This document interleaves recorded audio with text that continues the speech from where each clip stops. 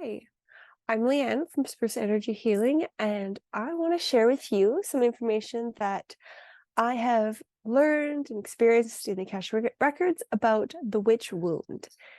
For me, how I see it, it is an energetic wound. It is a trauma that is that comes from a past life of yours where you were prosecuted or hurt for being a witch or doing things that were outside of what was culturally accepted and what the people in charge, what they deemed unacceptable. So sometimes this witch wound comes from lives where someone spoke out against the people in charge, in against usually the church that was in charge, and they were either put in jail or they were hurt, they were killed because of them speaking out against them.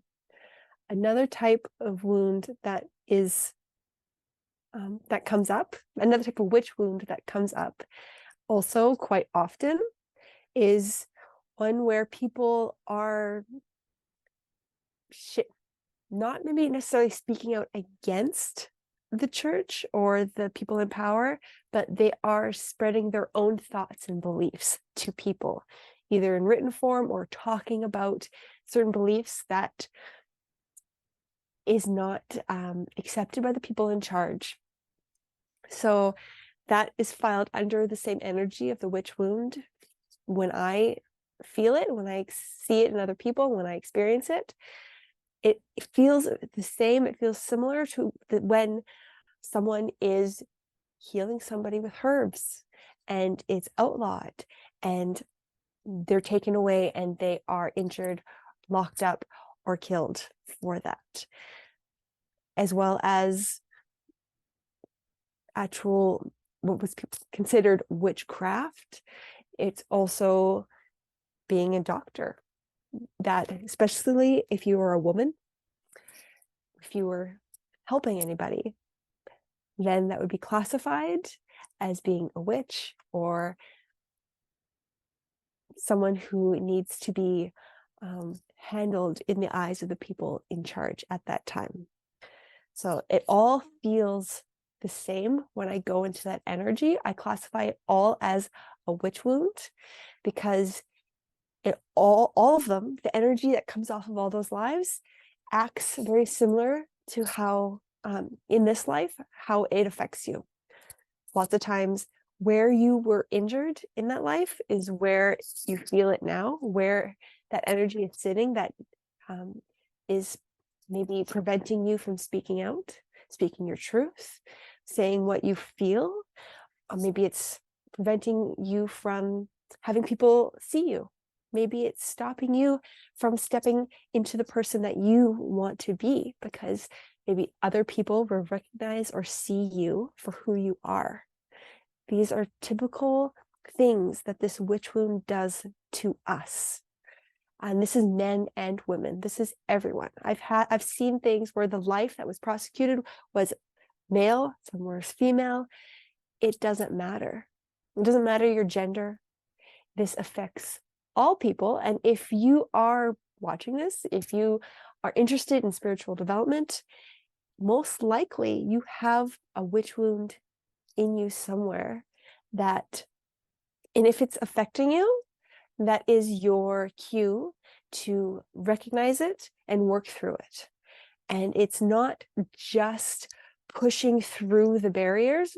It is recognizing it and accepting it as a part of yourself and knowing that it is trying to protect you, but having a conversation with this energy and letting them know and showing them that they don't need to protect you anymore.